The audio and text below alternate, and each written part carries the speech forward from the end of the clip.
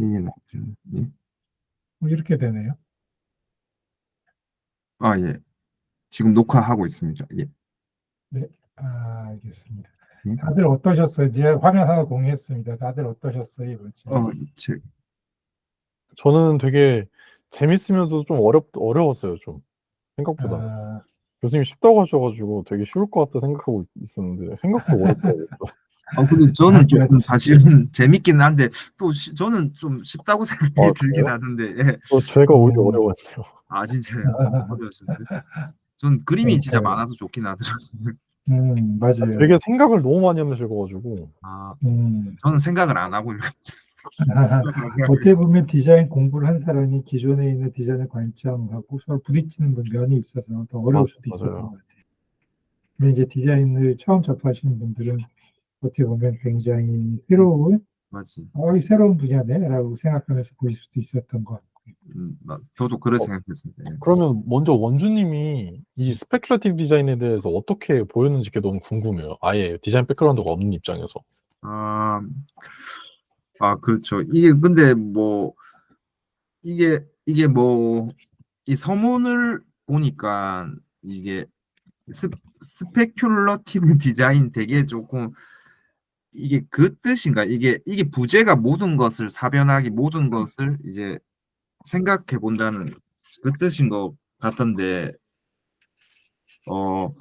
저는 이 그냥 날 것 그대로 사실은 이제 25페이지를 보니까 이제 TV 헬멧을 보면서 되게 조금 뭐라 해야 되지? 기괴하다는 생각이 좀 많이 들었는데 어떻게 이런 거를 만들 수 있을까? 이런 걸 디자인할 수 있을까 하면서 지금 이제 그 시대에서는 이런 헬멧이 만들어졌겠다 생각하고, 또 지금 이제 뭐지 2024년 이 시대에는 이제 3D 그런 안경이 있으니까 그렇게 간단하게 이제 디자인을 했을 것 같은데, 이 시대에는 뭐 그럴 수밖에 없겠다는 또 생각도 들었고, 또 이제 뭐라 해야 되지? 이제 호흡기견 98페이지에 솔직히 이게 생각도 못한 좀 어떻게 보면 반인류적인 생각이라고 할 수 있는데, 또 다르게 생각해 보면 되게 사람을 이제 무병장수가 아니라 이제 그러니까 뭐지 엄청 오랫동안 살게 할 수 있게끔 할 수 있는 대안이 될 수 있겠다는 또 생각도 들고, 그러니까 이런 말도 안 되고 좀 신기한 디자인들을 다양하게 생각하면서 여기서 좀 얻어 걸리는 그런 측면도, 그러니까 좋은 아이디어가 생길 것 같다는 그런 생각이 들더라고요.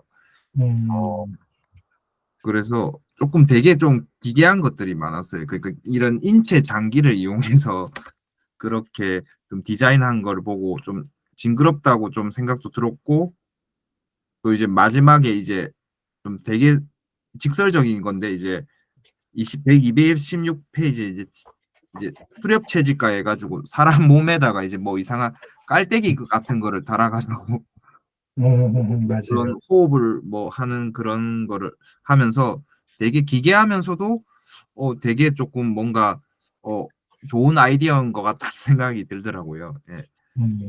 일단 저는 이제 그 정도 좀 생각이 들어서 일단 저는 좀 흥미롭고 조금 다양하게 진짜 생각할 수 있던 계기가 되었던 것 같습니다. 예.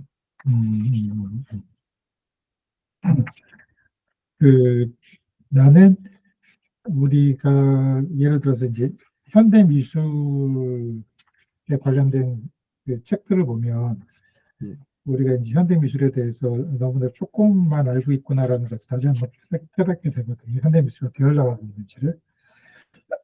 마찬가지로 이 책이 되게 오래전에 쓰여진 책이지만 그리고 디자인 세계가 이렇게 흘러가고 있구나라는 것들의 한 면을 볼 수 있었던 책이었던 것 같고, 상당히 그래서 흥미롭게 봤어요. 특히나 나는 페이지 이게 너무 재밌었는데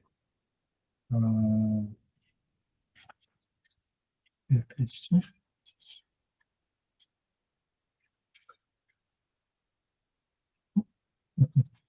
여기 있다. 페이지 122페이지, 123페이지 보면 저도 예. 제임스 체인버스가 재채기하는 라디오, 예. 일어난 하드드라이브 이런 것들이 있거든요. 예. 이런 것들은 처음에 이제 나는 그 외국에서 들어오는 여러 디자이너들이 샘플로 많이 보여줬던 사례인데 이것들이 어떻게 이렇게 만들어졌는지 그 비하인드 스토리를 몰랐거든요. 그런데 이것들이 결국 보니까 어떤 그 생명체가 가지고 있는 여러 가지 행동 특성들이 예. 전체 제품에 반영되어지면서 나타나게 된 새로운 형태의 제품이다라고 말을 한 거 보면서 와, 우리가 그 유저 센터 디자인, 정말해서 사람들의 어떤 니즈하고 불편으로 기반으로 해서 생각하는 그 틀이 정말로 그 생각하는 방법 중에 아주 미세한 부분이었고, 이 이외에도 제품을 생각할 수 있는 방법이 굉장히 많구나라는 것들을 좀 알게 해주는 그런 책이 아니었나 싶었어요. 음. 이 가습기를 단 건가? 가습기를 달았나? 라디오에. 분무기란 것 같아요, 분무기. 분무기에. 네, 쭉 나오기. 실제로 이거 영상 찾아보면 영상도 있을 거예요. 되게 재밌던데.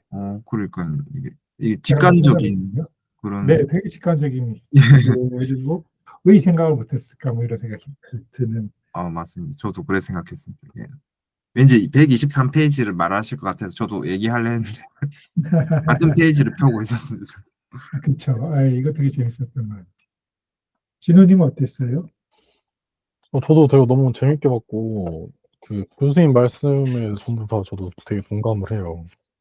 공감을 하는데, 뭔가 약간 계속해서 이제 뭔가 그 궁금증이 생기더라고요, 저는. 이게 음, 왜 이런 디자인이 근데 이렇게 어, 퍼지지 않을까? 혹은 퍼질 수 없을까라는 생각도 저는 들어요. 그 이유가 음, 뭔가, 그러니까 여기서 얘기하는 것도 딱 이 둘의 사이라 그러잖아요. 되게 과감한 그 예. 현대 개념 미술과 음, 그 그 현대 개념 미술과 과감한 상업 상품의 그 사이라 그러잖아요. 맞아요, 맞아요. 그러니까도. 근데 그 사이라는 영역의 존재를 새로 새로 만드는 게 조금 이게 뭔가 약간 아직까지는 좀 환경이 좀 구축이 안 되는 건가? 이런 생각이 드는 거예요, 저는. 음, 뭔가 그러니까 사실 현대 개념 미술도 그렇고 그 과감한 상업 제품도 그렇고 그 두 가지는 명확하게 소비자가 존재하잖아요. 그렇죠. 그래서 시장이 형성이 돼 있기 때문에 사실 그것이 더 성장해 나가고 계속해서 그 숨을 불어 넣어주는 거잖아요. 그런 자본이. 음, 네. 그러니까 이 자본이 뭐 사실 뭐 소수던 다수던 그걸 떠나서 어쨌든 충분한 그 양이 되어야 거기서 이제 계속해서 이제 작가들이 생성이 되는 건데 근데 그런 측면에서 봤을 때 스페큘레이티브 디자인은 과연 이것을 소비해줄 소비자라는 것이 존재할 수가 있는가부터 일단 저는 생각이 들거든요. 그래서 저는 사실 거기에 대한 대안으로 하나 생각이 들었던 거는 저는 딱 처음에 원준이 말씀하셨던 이 여기 나온 사진들이 굉장히 흥미롭고 재밌다 이 얘기에 전 되게 동감을 했어요. 음, 스페큘레이티브 디자인이 유독 되게 흥미로워요. 결과물이 그렇잖아요. 당연히 그럴 수밖에 없잖아요. 음, 그 개념 미술보다도 어떤 부분에서 더 흥미로운 것도 있는 것 같아요. 왜냐면은 여기서 추구하는 바 자체가 어떻게 하면은 그 사물로서 이렇게 표현하는지 이런 것도 되게 중요적이잖아요. 음, 그리고 그걸 단순히 그냥 동떨어진 게 아니라 현실과 음, 연결하는 그 단계도 생각을 하잖아요. 나름대로 세계관을 계속 예, 구축하는 그 백그라운드가 있다 보니까. 예. 그러니까 그런 측면에서 봤을 때 이 개념 미술보다는 조금 더 뭔가 약간 새로운 제품이다. 어쨌든 이런 느낌이 드는 측면이 있는 것 같아요. 그래서 되게 재밌게 느껴지는 게 있는데, 그래서 그런 것도 봤을 때, 스페큘러 디자인이 요즘 시대에 되게 살아남을 수 있고 확장해 나갈 수 있는 비법이 저는 인스타그램 같은 플랫폼이 있지 않나 이런 생각이 좀 들어요. 음, 그래서 사진들이 굉장히 인스타그램업을 하다라는 느낌이 강하게 들었거든요. 음, 그러니까 일단 뭐, 백그라운드나 의도를 떠나서, 어쨌든 소비되려면 대중들한테 결국에는 인식이 박혀야 되잖아요. 근데 그런 측면에서 봤을 때 대중들한테 인식이 박히기에는 굉장히 결과물로서 파격적이기 때문에 괜찮고 음, 그리고 그런 측면이 그런 방향성이 저는 이 스페큘럽 디자인의 의의에도 적합하다라고 느낀 이유가 이 스페큘럽 디자인의 의의 자체가 여기서 얘기하는 것은 그 기존의 산업에서 동떨어져 나와서 오히려 시민의 어떤 그런 정신을 바꾸는 것까지도 보고 있잖아요. 사회를 개혁시키는. 그래서 아이디어의 어떤 촉진제 이런 걸 생각을 하고 있잖아요. 그런 걸 봤을 때 결국에는 그 대중들에게 생각할 수 있는 여지를 쥐어주는 게 이 작품의 큰 의의인데 결국 대중들에게 많이 알려줘야 되는 게 첫 번째 저는 관문이라고 생각이 들었거든요. 맞아요. 네. 그럼 개념 미술 같은 경우에는 미술관이나 뭐 이런 걸 통해서 권위를 통해서 알려지거나 이렇게 탑다운 방식으로 알려지고 상업 제품 같은 경우에는 바텀업 방식으로 대중들이 많이 사면서 인기 있는 제품이 되면서 알려지고 이 방식이라면 이 스펙클럽 디자인은 오히려 그럼 미디어 측면에서 알려지는 걸로 뭔가 그렇게 가는 게 요즘 방식에 맞는 또 요즘 디자인에 적합하는 거지 않을까? 뭔가 이런 생각을 좀 하게 됐었던 것 같아요. 그것도 좋은 아이디어 같아요. 맞아요. 실질적으로 이 분야의 가능성을 알아보고 또 기업에서 활용하는 사례들이 늘고 있는 건 사실인 거거든요. 그래서 삼성전자도 네. 실질적으로 이 스트리트 크리에이티브 디자인 방법론을 선행 디자인 쪽에서는 많이 사용하고 있다라고 얘기를 하고 있어요. 네. 그렇지만 이 나온 결과물 자체가 어떤 특별한 상품으로 많이 대중들한테 팔리거나 그런 경우는 그렇게 흔치 않거든요. 네. 그리고 이제 이 스펙트럼 디자이너 자체들도 그런 거를 원하는 건 아닌 것 같고 예, 그런 것 같습니다. 네. 상품으로서 존재하기보다는 아이디어로서 존재하는 걸 더 원하는 것 같아요. 예, 저도 그런 느낌 많이 받았습니다. 예. 그래서 이것을 받아들이는 우리가 그럼 이것도 우리 일상생활에서 어떻게 접목해서 우리의 삶을 바꿔나갈 것이냐 이것들이 어떻게 보면 우리가 고민해야 될 중요한 포인트가 아닌가 싶은 생각이 들어요. 이것들을 그러면은 과연 우리 삶에 도움이 되는지 혹은 우리가 우리 사회를 바꾸는데 우리가 활용할 수 있는 어떤 무기가 되어지는지 그런 측면에 있어서 가능성을 좀 더 먼저 봐야 되지 않을까라는 생각이 들거든요.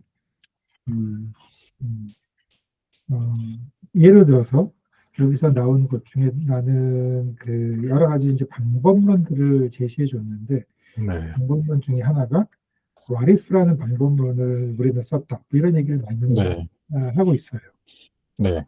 그래서 what if 우리가 어떤 다른 세계에 산다면 또 what if 우리가 뭐 평행 우주에 산다면 이런 식으로 계속 우리가 평상시에는 생각하지 않았던 그런 세계를 꿈꾸면서 그 세계에서 어떤 일이 일어날 것이고 그 세계에 사는 사람들은 무엇이 필요할 것인가라는 것을 하는 그 사고 훈련들을 실질적으로 우리가 일상생활에 뭐 일주일에 한 번 또는 한 달에 한 번 해보면 우리 삶이 어떻게 바뀔까라는 것들을 한번 난 궁금해서 나도 한번 실험을 좀 스스로 한번 해보려는 계획을 가지고 있거든요.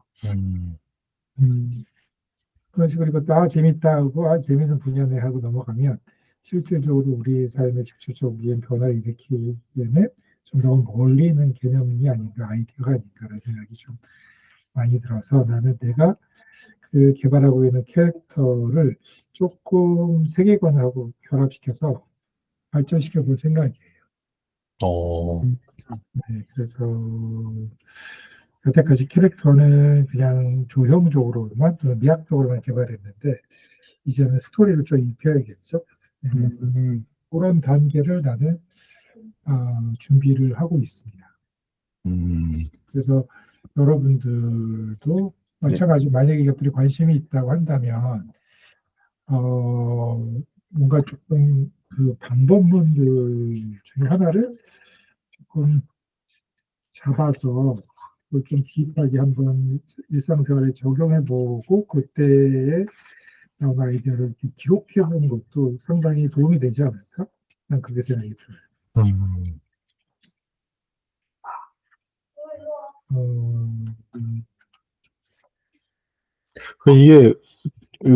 저는 간단하게 워크숍을 한번 했었잖아요. 이거를 방학 그렇죠. 기간에. 누구랑 했었죠?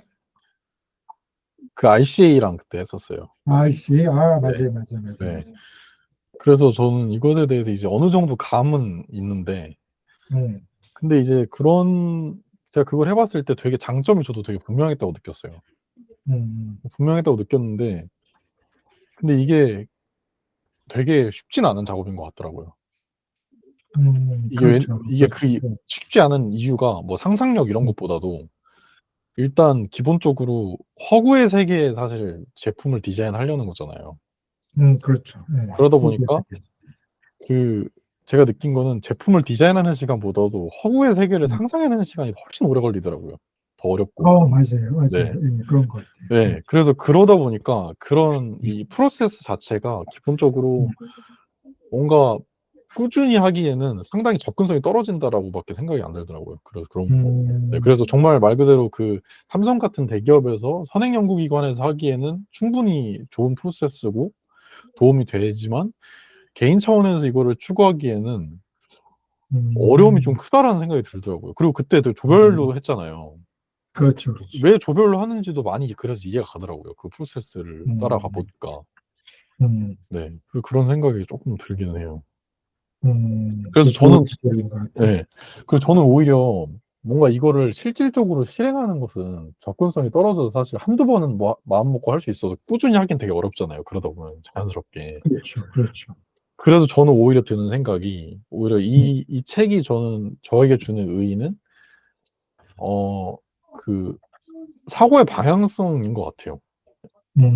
그래서 어떤 뭔가를 직접적인 실천보다도 그러니까 무언가를 바라봄에 있어서 이런 방향으로 바라보는 것도 충분히 의미가 있다. 이런 것을 저는 다시금 좀 생각하게 해준 것 같고 또 그런 거를 생각하는 데 있어서 되게 저는 이걸 직접적으로 세계관 구축을 하지 않더라도 도움이 된다라고 느낀 이유는 사실 저희가 상상을 하게 되는 그 순간들이 저는 많다고 생각을 해요. 뭐 일상 속에서도 사실 뭐 넷플릭스 드라마든지 아니면 영화를 보더라도 사실은 다 남이 상상한 세계관을 보는 거잖아요. 예. 그렇죠. 네. 그래서 사실 여기서도 뭐 영화 얘기가 나오긴 하지만 이 영화에서도 어쨌든 되게 그 단편적이긴 하지만 그 영화를 통해서 이 세계관을 결국에는 상상하게 되고 그 단편을 통해서 이 상상된 세계관 속에서의 허구의 인물들을 통해서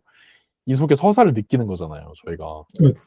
근데 거기서 이제 만약에 이런 그 식의 스페큘러티브 디자인의 사고방식을 거기에 도입해 본다면 단순히 영화를 보고서 그냥 이 서사를 느끼고 끝나는 게 아니라 이 세계관에 한번 좀 몰입해 봐서 실제로 사실 그런 것들을 상상한 것들이잖아요. 그 세계관이. 있을 수도 있을 법한. 그럼 그 안에서 뭔가 이런 것들을 뭔가 혼자 좀 더 빠져볼 수 있는 기회가 생긴 거지 않을까 이런 생각을 했어요. 그것도 좋은 조건일 것 같아요. 네. 저는 이번에 그 듄을 보면서 좀 느꼈거든요. 맞아요, 맞아요. 네. 듄도 엄청난 세계관이잖아요. 네, 엄청나잖아요. 근데 그 세계관이 저는 되게 그럴 법하다는 생각이 들었어요. 정말. 있을 법한 세계관이죠. 네, 그 인간이 오히려 외계인처럼 그렇게 전 우주를 지배하는 그런 세계관이 되게 매력적이고 있을 법하다고 느꼈고, 저는 이 스페큘러티브 디자인 책을 보면서 계속 그 듄이 떠올랐어요. 그래서 이런 듄을 떠올리면서 그럼 그 듄에 있을 법한 그 듄에 나오는 그거 있잖아요. 그 방어막. 네. 그 딱딱 누르면은 그 무슨 안전벨트처럼 빨리 들어오는 거는 막을 수 있는데 천천히 들어오고 못 막는 그거 너무 재밌잖아요. 사실 컨셉이 그 아이템 자체가. 그렇죠.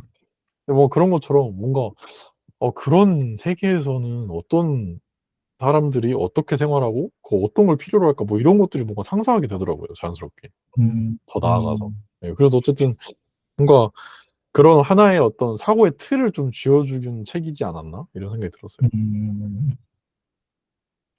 나는 오늘 이 책을 오늘 이 미팅 있기 전에 네. 그 크리에이터라는 알아요. 영화를 네. 봤어요. 네. 그 크리에이터가 AI 얘기. 세계관이거든요. 네. AI 얘기거든요. 네. 그런데 이제 그게 계속 연상이 되더라고요. 이 책을 보면서 저 세상에 사는 사람들은 어떠한 고통을 갖고 있고 어떤 것들이 필요하고 맞아요. 뭐 일상생활을 어떤 식으로 규칙들이 정해질 것인가라는 것들에 대해서 상상하게 되니까 그 상상으로서만 끝나고 그것을 기록한 것으로 끝난 것이 아니라 디자인 해보면 재밌겠다라는 데까지 저는 연결이 이루어져서 그것도 되게 재미있을 것 같다는 생각이 들어요. 어떤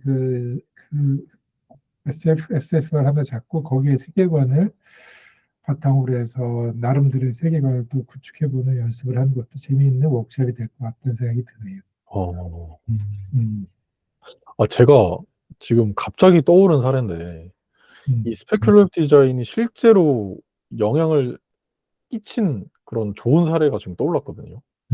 어떤 사례요? 이 마블 있잖아요. 마블에서도 네. 보면은 가디언즈 오브 갤럭시는 되게 우주 얘기잖아요. 갤럭시즈. 네. 그렇죠. 그래서 네. 진짜 허구 얘기인데 굉장히 촘촘하게 잘 짜져 있잖아요, 나름대로. 음, 근데 그 마블의 우주복을 디자인하는 사람이, 아니, 마블의 수트 디자인을 하는 사람이 있대요. 수트.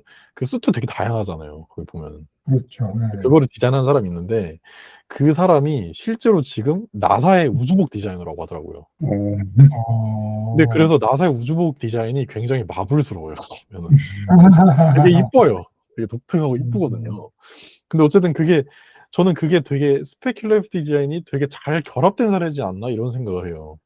그러니까 그럴 수도 있을 것 같아요. 예, 뭔가 마블에서는 필요한 그 우주복은 지금 원래 기존의 우주복이랑 많이 다를 거 아니에요. 훨씬 더 진보된 미래니까. 그렇죠. 뭔가 거기에 맞는 것들을 분명히 그 나름대로 기능이나 그 당위성을 부여하면서 디자인을 했을 텐데 그 세계관에 맞. 근데 그런 것도 이제 하다 보니까 자연스럽게 이 나사에 있는 또 기술이 또 발전하면서 또 여러 가지로 또 바뀔 거 아니에요. 또 거기에 맞는 또 미래의 그런 인류에 맞는 뭔가 그런 것들이 잘 결합돼 가지고 결국 이 중간 지점에서 잘 만난 것을 디자인을 한 거지 않을까 이런 생각을 했거든요. 뭔가 약간 네. 이게 딱 사례가 좀 되게 적합한가 이런 생각이 들었어요. 이 책의 중간중간에 나오는 건데, 이 스페큘레이티브 디자인하고 과학은 좀 뗄 수 없는 것 같아요. 과학의 친구. 네. 그래서 한참 뭐 유전자라든지, 한참 맞아요. DNA가 유행할 때는 그런 관련되어져 있는 생각할 거리들 굉장히 많이 또 디자이너들이 고민을 했었고, 네. 또 미래 식량에 대한 기술이 뭐 3D 프린팅이라든지 고기를 배양한다든지 이런 기술이 나왔을 때는 또 그것에 관련된 여러 가지 스페큘레이티브 아이디어가 나왔고, 음. 또 요즘 뭐 동물 복지, 네, 뭐 이런 하고 이제 VR이라는 기술이 나오니까 그것에 관련되어져 있는 여러 가지 이슈들이 이런 스페큘레이티브 디자인으로부터 쏟아져 나왔거든요. 네. 그래서 지금 우리가 가장 큰 화두가 AI잖아요. 맞아요. AI고 로봇인데, 그래도 나는 또 우주도 하나의 큰 화두가 될 것 같아요, 우주. 음. 왜 그러냐면 미국에서 우리 사리 졸업생들도 미국에 가면은 스페이스 관련된 벤처들이 그렇게 많대요. 아. 거기에 취직을 하더라고요. 그래서 그런 기술에 대해서 우리가 지금은 수동적으로 배우는 사회에 살고 있지만 결국은 미리 생각하고 미리 준비하면 그 시대가 도달했을 때 상품을 팔 수 있는 것들을 지금부터 미리 벤처를 세워서 해나갈 수 있지 않을까 이런 걸 한번 역발상을 좀 해봤어요. 음. 예를 들어서 우리 이번에 졸업한 학생 중에 하나가 했던 스페큘레이티브 디자인 프로젝트 중에 하나가 네. VR이 일반화된 시대고 VR 캐릭터가 우리가 이제 유전자를 분석을 해서 유전자의 특성에 맞게 캐릭터를 만들어주는 서비스가 보편화되는 사회를 그렸어요. 네. 그런 사회에서는 이제 우리가 보통 어떻게 하면 그 서비스가 사용하기 쉬울까를 고민하는데 그 친구는 그 서비스의 사용성을 고민하는 것이 아니라 열등한 유전자를 타고난 사람들은 과연 어떤 뭐 문제가 있고 그것을 어떻게 해결해 줄까 이런 질문을 던지더라고요. 네. 네, 그래서 이제 그 열등한 사람들을 위한 새로운 VR 캐릭터 모디파이 서비스 이런 것들을 좀 제안을 했는데 네. 아무래도 미래 사회의 그런 소수의 사람이지만 그렇게 열등한 유전자를 갖고 있는 사람들이 자기 열등한 유전자에 대해서 열등감을 느끼지 않는 어떤 지금 그 메디테이션 같은 어떤 그 숨 쉴 수 있는 구멍이 창구가 필요할 땐 필요할 것 같고 그것을 누군가가 상품화하고 또 그때 시대에는 또 팔리지 않을까 이런 상상을 좀 해보게 돼요. 음, 그리고 그런 메디테이션이나 또는 자기의 어떤 그 컴플렉스죠. 컴플렉스와 관련되어져서 지금부터 연구를 해도 뭐 그 VR이 일반화되는 시대에는 조금 카운터 펀치를 날릴 수 있는 무언가 좀 핵심적인 기술을 자기가 가질 수 있지 않을까? 이런 상상도 한번 해보게 됐어요. 어, 모든 사람들이 VR을 향해서 달릴 때, 또 모든 사람이 AI를 향해서 달릴 때, 예. 디자이너는 한 걸음만 좀 앞서가야 되지 않을까? 앞설 수 있지 않을까? 그런 생각을 해봤고, 그걸 도와줄 수 있는 그 어떤 방법론을 이런 스페큘레이티브 디자인에서 제안해 주지 않을까? 그런 기대를 좀 갖고 있습니다. 음,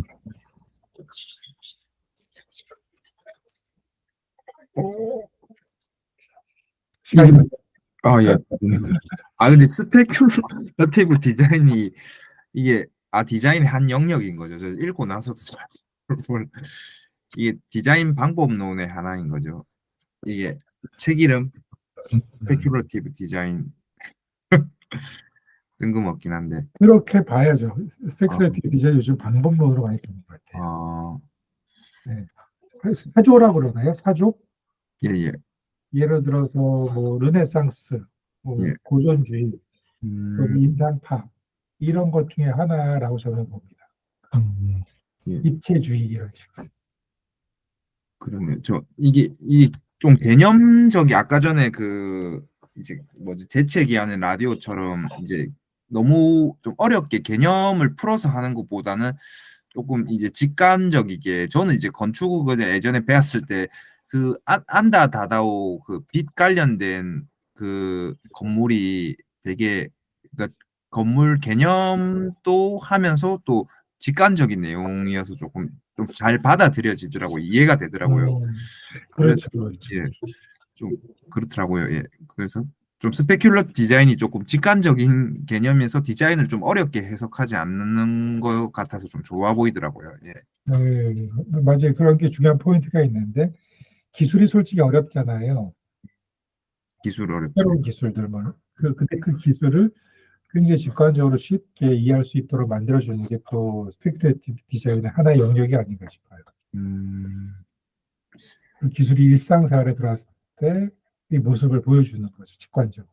음, 그게 영화랑 큰 차이인 것 같아요. 아, 맞아요. 영화랑 큰 차이죠. 예, 예, 예. 그래서, 네, 이것들의 역할이 팔릴 수 있는 상품을 만드는 것에서 조금 벗어나서 그런 세계를 앞당기는 어떤 프로파간다? 그렇죠? 네, 하나의 그 홍보 수단이 아닌가? 나는 그렇게 생각을 해요. 이런 생각을 빨리 앞당기고 싶으니까 이걸 홍보해. 이런 거죠. 거의 벤처들이 하는 일하고 비슷하지 않을까요? 그- 벤처 중에서도 실리콘밸리 기업들이 하는 일들이랑 비슷한 것 같아요. 어, 그렇구나. 굉장히 이게 혁신적인 일. 거의 벤처들이 다 약간의 미래를 바라보고 사업을 지금 진행하고 있잖아요. 네. 약간의 미래. 그래서 스페큘레이티브 디자인을 너무 먼 미래를 보기보다는 약간 반발 앞서는 쪽으로 모디파이해서 사용해 보는 것도 어떨까 그런 생각을 좀 하고 있습니다. 그러니까 저도 그게 가장 좋은 절충안인 것 같다는 생각이 좀 들어요. 그 절충해야 될 것 같아요. 네. 네. 아니, 이게 지금 사실 이게 저도 계속 보면서 되게 좋은데 그래서 어떻게 해야 이게 정착시키지 이 생각이 항상 계속 들었거든요. 이거를 도대체 어떻게 그러면 실제로 쓸 수 있을까? 음, 그 부분이 저는 계속 아리송했었거든요. 그렇죠. 이게 상품화가 문제죠, 결국. 예. 그렇죠. 결국 여기서 본 거 보면은 하나같이 다 전시를 해야만 될 것 같은 그런 작품들이잖아요. 음. 근데 그래서 젠틀몬스터도 굉장히 스페큘레이티브 디자인하지 않아요? 젠틀몬스터는 그쵸. 근데 그렇게 볼 수도 있는데 젠틀몬스터 같은 경우는 이게 스펙출러 크리에이티브 디자인보다는 그 있는 공간 없는 공간 책에서 본 것처럼 되게 그런 어떤 보여주고자 하는 그 컨셉 키워드를 극대화시켜서 뭔가 그냥 그 어떤 조형 작업을 한 것 같은 느낌이 더 들던데요. 조형 작업을. 네. 근데 뭐 그것도 세계관이 근데 있는 것 같아요. 팝업스토어 같은 거 가보면은 분명히 세계관을 짜고 거기에 맞는 조형 작업을 하는 것 같기는 해요. 그래서 이게 뭐 사실 스페큘러 디자인이라는 게 또 이렇게 막 딱 규정 짓긴 또 막 애매하다 보니까 그것도 해당이 되지 않을까 이런 생각 들긴 해요. 그렇죠. 이걸 규정 짓기는 굉장히 어려울 것 네, 같고. 너무 어려운 것 같아요. 그게 전 제일 어려웠어요. 이걸 뭐 어떻게 규정 지어야 될까. 단지 기존에 있는 우리가 상업적 디자인이라고 그러죠. 어퍼머티브 네. 디자인이라고 그러잖아요. 이제 그런 사람들의 태도 변화 없이도 우리가 더 좋은 미래를 살 수 있을 것이야. 너 이 물건을 쓰면 이런 어프로치는 이제 한계에 도달하지 않나라는 그런 점에서는 다들 좀 위기의식을 느끼고 있지 않나 하는 그런 생각에 대해서 좀 의견 물어보고 싶어요. 약간의 위기의식. 이제는 더 이상 사람들의 그 욕구에 기인해서 물건을 파는 시대는 끝나지 않았을까? 아직도 저는 있을까요? 완전 동감합니다. 정말 음, 선생님 말씀에. 개념을 팔고 컨셉을 팔고 스토리를 파는 시대니까 네. 어, 잘 적용해 봐야겠죠. 저는 이미 정말 네. 여기 앞단에 나온 것처럼 이미 그 디자이너, 특히 제품 디자이너는 그 어떤 그 모순에 빠져 있다. 그냥 딜레마에 이미 빠졌다고 생각을 해요. 그 제품을 디자인하는 것 자체가 환경 파괴에 결국엔 부추기는 일인데, 맞아요. 근데 사회적 책무를 다한다, 환경적 디자이너다라는 또 그런 타이틀이 유행을 하고 있으니 이 자체가 이미 심각한 모순이지. 모순인데, 그거에 대해서는 일정 부분 뭐 애초에 뭔가 로스가 덜 나게 디자인하면 그게 환경적인 거다, 뭐 이런 식으로 눈 감는 거잖아요, 사실은 그것도. 그렇죠, 네. 그렇죠. 그러니까 그런 눈가리를 게 하고 하는. 한계에 다다랐다는 증거가 아닐까. 그게. 예, 그러니까 새로운 것을 모색을 해야 되는 시기는 분명한 것 같고, 네. 스페큘레이티브 디자인이 정답이 아니라 이것들이 새로운 방향을 모색하는 한 흐름이다. 이렇게 하나의 흐름 중에 하나다. 그래서 저는 그런 측면에서, 근데 이제 배출된 디자이너 굉장히 많잖아요. 굉장히 많죠. 네. 근데 그만큼 사실 이제 그만 디자이너가 이제 쓸모가 없을 텐데, 지금 현재 상태의 디자이너는. 음. 네, 이제 저는 거기서 이제 되게 좋은 어떤 사례라고 보는 게, 전 미스치프 같은 사례가 되게 좋은 사례가 아닌가라는 생각을 또 하거든요. 미스치프 맞아요. 미스치프 전시를 저도 봤을 때 느낀 게, 음. 되게 제품들이 너무 재밌고, 그냥 다른 미술 전시랑은 완전히, 개념 미술이랑은 완전히 다르다고 생각을 했어요. 개념 미술 같은 경우에는 사실 저는 권위에 칭칭 둘러싸여 있지 사실 큰 의미가 오히려 없다고 생각하거든요, 제가 느끼기에는. 이게 진짜 그 대중들에게 주는 의미는 있는가, 이런 생각이 전 많이 들어요, 사실 개념 미술이. 그냥 미술사적인 사조적 의미가 있는 거지, 이게 대중들에게 뭔가 큰 깨우침을 주는 작품들이 전 크게 있다고 안 보거든요. 근데 반면에 미스치프 같은 경우는 대중들에게 메시지를 전하려는 그 의도가 되게 단순해요, 보면. 그러다 그렇죠. 보니까 되게 설명도 굉장히 자세하게 하고 그렇게 한단 말이에요. 근데 이제 말씀 중에 죄송한데 이제 저는 이제 조금 아, 더 말씀하시고 그러면 제가 나가봐도 될까요? 알겠습니다. 그럼 저는 여기까지 원주님, 그럼 일단은 예. 그 다음 주에 그럼 또 아, 제가 그럼 교수님이랑 마무리해서 어떤 책을 읽을지 그거 정해서 그럼 톡방에 알려드릴게요. 예, 알겠습니다. 여기 더 얘기하셔도 돼가지고 제가 아, 그래요? 감사합니다. 예, 아마도 알겠습니다. 그럴 거 같은데 일단 나가보겠습니다. 알겠습니다. 네, 예, 알겠습니다. 예, 네, 안녕히 계세요. 원주님 고생하셨습니다. 감사합니다. 예, 감사합니다. 감사합니다. 네. 예. 네, 그래서 우리 진우님이 방장님이 됐네요. 그렇네요. 괜찮네요. 그래서 미스치프 같은 그런 방식으로 충분히 그런 이 아티스트 콜렉티브가 나올 수 있지 않을까, 이런 생각을 되게, 왜냐면 이게 그 스페큘러 디자인이 진짜 저는 좋은 거라고 생각을 해요. 이거 하려면은 일단 혼자서 하기에는 전 되게 무리가 있다고 생각을 하고, 한 셋 정도는, 둘 셋은 모여서 좀 되게 그런 인스타그램이라든지 이런 데다가 그 디자이너가 할 수 있는 포텐셜이 있잖아요. 노출되게 만들고 되게 맞아요. 관심 받게 만들 수 그런 것들을 디자이너가 할 수 있기 때문에 디자이너가 그런 역할을 수행하면서 동시에 그 세 명은 그냥 단순히 어떤 노출시키고 막 엄청 그냥 눈에 띄는 걸 만드는 거에서 그치는 게 아니라 그들의 철학을 가지고 음. 그들이 가진 철학을 기반으로 미래에 대해서 상상을 하고 그거에 대해서 메시지를 줄 수 있는 사람들의 생각을 변화시키고 할 수 있는 그런 것들을 만드는데 거기에 이제 자기가 배웠던 디자인 소양을 접목시켜서 사람들이 그 생각까지 도달할 수 있게끔 하는 그 디자인적 장치를 통해서 인스타그램이나 이런 걸 통해서 사람들에게 알리면 이게 너무 좋은 구조가 아닌가 이런 생각을 하거든요. 그렇죠. 어떻게 보면 하나의 그 무브먼트죠, 운동. 네, 여기서 나왔듯이 두로그나 네, 아니면은 그 밀라노의 멤피스 네, 이런 것들도 하나의 운동이잖아요. 네, 맞아요. 그런 식으로 하나의 운동이 되어지면 좋겠고 이 운동이라는 거는 항상 그 프로파간다의 성격이 강해서 현업을 하면서 몇몇 크루가 모여서 진짜 인스타나 네, 유튜브에서 활동을 꾸준히 하는 수밖에 없는 것 같아요. 네. 시즌별로. 근데 정말 아직 먼 미래지 않나 생각은 드네요. 지금 좀 우리나라에서는 좀 힘들지 않나 생각이. 그렇죠. 아직까지 우리나라에서는 근데 재미있는 거는 우리가 그, 제 RC에 있는 그 친구랑 컨택을 하다 보니까 네. 연세대학교 생디과라는 곳이 있더라고요. 생활 디자인, 생활 네, 네, 디자인. 들어봤어요. 네, 근데 거기서 이제 본격적으로 스페큘레이티브 디자인을 가르치기 시작했대요. 연세대학교도, 정식 교과 과정으로. 와, 되게 빠르네요. 어, 그래서 나도 이제 그 소식을 접하고 지금 그러면 연세대학교하고 같이 이번에 워크숍을 하면 어떻겠냐. 네. 거기까지 얘기가 되어져 있는데 오, 거기는 이제 우리가 방학이 6월 달에 조금 바쁘다고 그래서 어떻게 될지는 모르겠어요. 하지만 같이 보면 너무 재밌을 것 같아요. 아, 그리고 그러면 이제 네. 그때 했었던 그 서울여대 그쪽 대학원도 스페큘레이티브 디자인을 정식 그걸로 채택을 했었던 거예요?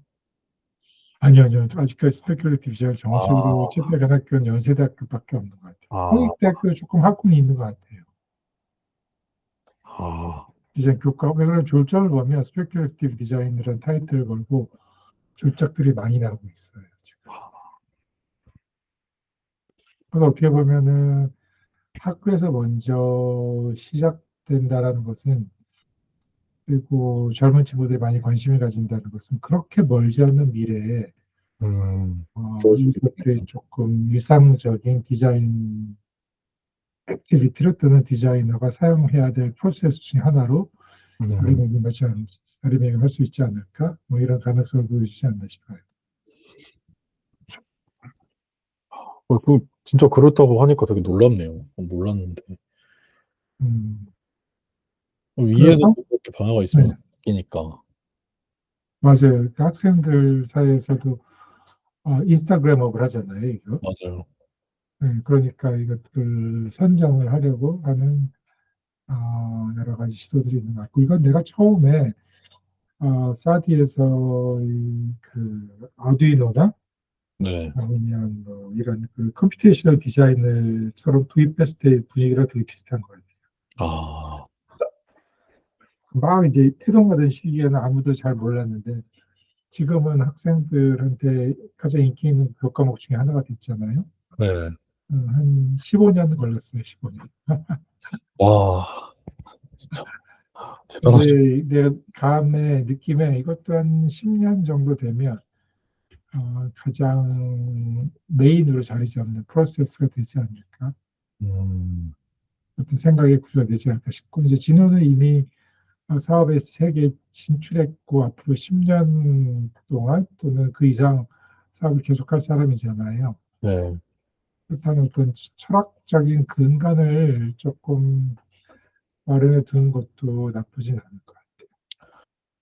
맞아요. 저도 그런 게 분명히 필요하다라고 생각을 해요. 근데 이게 그러면 혹시나 말을 네네네. 말씀해 주세요, 교수님.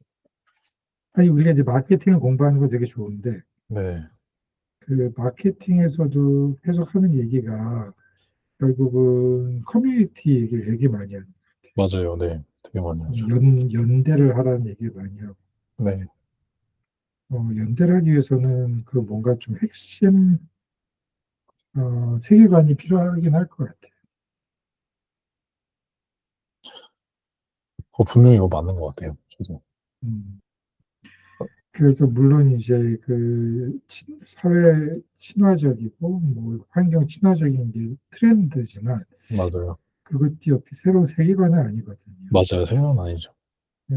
그래서 그 사람의 중심을 두고 어떤 미스치프도 좀 세계관이 있게 있는 것 같아요. 무슨 네, 세계관인지 는 모르겠지만 네, 맞아요. 뭐 나이키도 세계관이 있는 것 같고 그 세계관을 지금부터라도 조금 구축하는데 그 스페큘레이티브 디자인이라는 어프로치가 어떤 기술적인 어프로치가 어, 도움을 줄 수 있으면 상당히 너무 좋을 것 같아요. 감사합니다. 말씀 되게 도움되는 것 같아요. 어, 나도 이번 기회에 스페큘레이티브 디자인 한번 읽어봤는데 여러 번 읽어봐야 될 것 같아요. 너무 어려워. 이거 저도 너무 어렵더라고요, 되게. 그리고 근데 너무 여기 이제 예시가 많이 나와서, 네. 여기 뒤에 이제 나는 그래서 어펜딕스가 있잖아요. 네. 주석 부분을 다시 보더래요. 주석 부분. 아, 이 본문 내용보다 주석 부분에 예를 많이 들었는데 맞아요. 그 예가 훨씬 더 영감을 많이 받을 수 있지 맞아요. 않을까. 저도 얘를 찾아보면서 되게 좋았어요, 정말. 이걸 챗GPT한테 물어봐야겠어. 맞아요. 저 챗GPT 계속 켜놓고 읽었거든요. 그러니까요. 음. 아, 그리고 이거 후속 편이 나왔대요. 스페셜 디자인. 있으세요? 그 원본으로, 원문으로. 아, 근데 아직 번역본이 안 나와서 그런데, 아, 맞아. 울산대학교에서도 울산과기대 스페큘레이티브 디자인 교과목들이 실질적으로 운영되고 있다. 아, 울산과기대. 예. 또, 울산과에 대해서 되게 또 신기하네요. 근데, 과, 울산과기대. 과기대에서 하면 되게 좋을 것 같아요. 그쵸. 이, 과학기술하고 네. 이런 디자인을 접목시키니까. 카이스트에선 안 하나요? 소식 없나요, 아직? 아직까지는 이 담당 교수는 없는 것 카이스트가 진짜 제격인데. 그렇죠. 카이스트, 카이스트. 유니스트 이런 데는 꼭 해야 되는 것 같은데. 음, 디자인과 결합하는 시도는 꼭 해야 될 거예요. 그러니까요. 음, 이게, 저는 그 교수님 말씀하셨던 이 스페큘러티브 디자인을 중심으로 철학을 좀 세우면 좋겠다. 이 말씀이 저는 되게 확 와닿았어요. 같은데. 음, 왜냐면 여기 책에 나오는 게, 이 책뿐만 아니라 마케팅 책도 그렇고, 결국 제품을 판다는 것은 미래를 파는 거다. 이 얘기를 하잖아요. 네, 그래서 그 고객은 나에게 돈을 주고 미래를 삼으로써 현재로 만드는 거다. 그래서 현재와 미래 간의 격차가 클수록 사람들의 니즈는 강해진다. 이런 얘기가 있잖아요. 네, 그렇죠. 그러니까 그런 부분에서 봤을 때, 그럼 결국에는 내가 지금 파는 것이 이 단기적 미래를 파는 것은 그만큼 그 브랜드의 수명이 짧다라는 것 같다라는 생각이 들었거든요.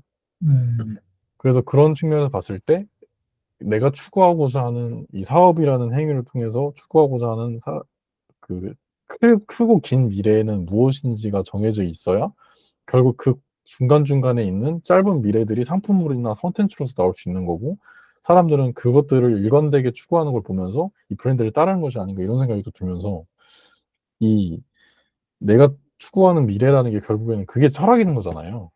그 그렇죠. 가치관이고 방향성과 같은 거니까. 그래서 너무 그게 확 와닿았고 되게 공감이 됐어요. 교수님 말씀이. 그래서 진짜 꼭 음, 해봐야겠다라는 생각이 들었어요. 네, 한번 해보고 그 결과를 논의해 봅시다. 네. 제가 그러면 어떻게 네. 다음 주는 무슨 책을 읽죠? 다음 주는 어떤 교수님이 추천하고 싶은 책이 있으신가요?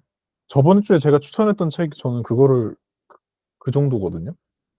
음, 아니면 그러면 아예 그냥 분야나 이런 게 있어요. 관심 있으시는 분야나.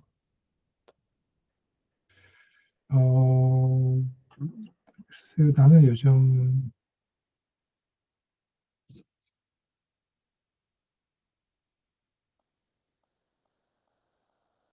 관심 있는 분야는 아직까지 책을 못 찾아봤는데 그 이야기 구조 그런 쪽에 좀 관심이 있긴 있어요. 스토리텔링. 저도 그쪽에 관심이 있는데 되게. 근데 그쪽에 아직 좋은 책을 못 발견해서 저는 한 권을 제가 알아둔 책이 있거든요. 찜했던 책이 있는데 어떤 책이죠? 스토리텔링 바이블이라는 책이 있거든요. 누가 쓴 책이에요? 잠시만요. 그게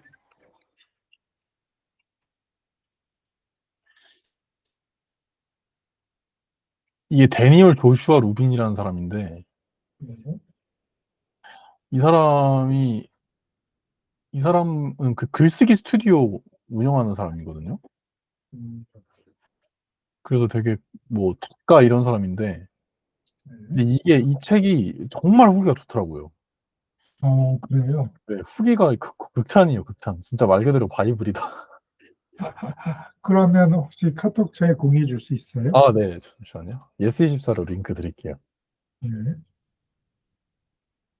저도 이거는 언젠가는 꼭 읽어봐야겠다 이런 생각을 계속 갖고 있었어가지고 마침 음, 말씀하시니까 음.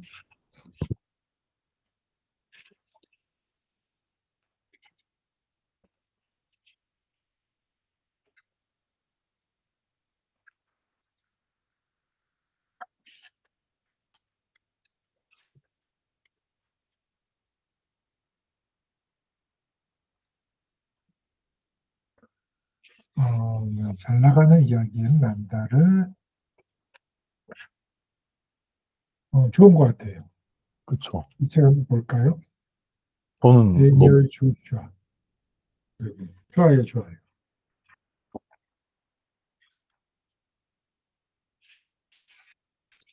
그러면은 이 책 근데 완독은 어려울 거예요. 이게 700페이지인가 그래서 그럼 만들어보겠습니다. 네, 그래서 반까지만 읽는 걸로 하면 좋을 것 같습니다. 좋아요. 네. 일요일 오후 8시로 또 똑같이 하겠습니다. 아, 네, 교수님 이제 좋아요. 그 개강하시는데 어떤 일정 변동이나 이런 거는 따로 영향 없으시죠? 일요일 오후. 이걸로 괜찮아요. 아, 알겠습니다. 그러면 이 책으로 오후 8시에 또 뵙도록 하겠습니다. 교수님. 감사합니다. 네, 감사합니다. 네, 알겠습니다. 고생하셨습니다. 교수님. 수고하셨어요. 네. 음.